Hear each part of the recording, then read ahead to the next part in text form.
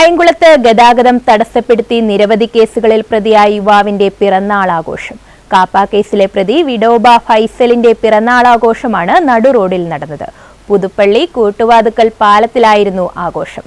സംഭവത്തിൽ കൊലപാതക കേസ് പ്രതിയെ ഉൾപ്പെടെ പോലീസ് അറസ്റ്റ് ചെയ്തിട്ടുണ്ട്.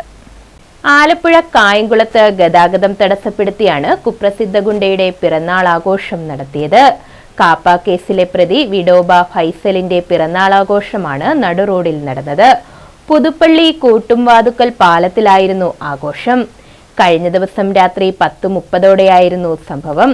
ഫൈസലിനെ കൂടാതെ കായംകുളത്ത് യുവാവിനെ കാർ കയറ്റി കൊലപ്പെടുത്തിയ കേസിലെ പ്രതിയും ഗുണ്ടയുമായ അജ്മൽ, കായംകുളം സ്വദേശി ആഷിഖ്, സഹോദരൻ ആദിൽ, മുനീറിന്റെ സഹോദരൻ മുജീബ്, ഗോപൻ, ഉണ്ണിരാജ്, ആദിൽ നസീർ, പ്രവീൺ, അനന്തകൃഷ്ണൻ എന്നിവരാണ് പോലീസിന്റെ പിടിയിലായത്. പുതുപ്പള്ളി കൂട്ടുംവാതുക്കൽ പാലത്തിൽ സംഘം ചേർന്ന് വാഹനങ്ങൾ കുറുകെയിട്ട് ഗതാഗതം തടസ്സപ്പെടുത്തി പരസ്യ മദ്യപാനം നടത്തി പിറന്നാൾ ആഘോഷിക്കുമ്പോഴാണ് കായംകുളം പോലീസ് ഇവരെ പിടികൂടിയത്.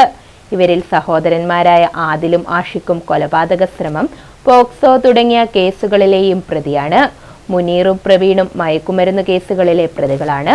കായംകുളം ഡിവൈഎസ്പി ബാബുക്കുട്ടന്റെ നേതൃത്വത്തിലുള്ള സംഘമാണ് പ്രതികളെ അറസ്റ്റ് ചെയ്തത്. News bureau, Kayamkulam.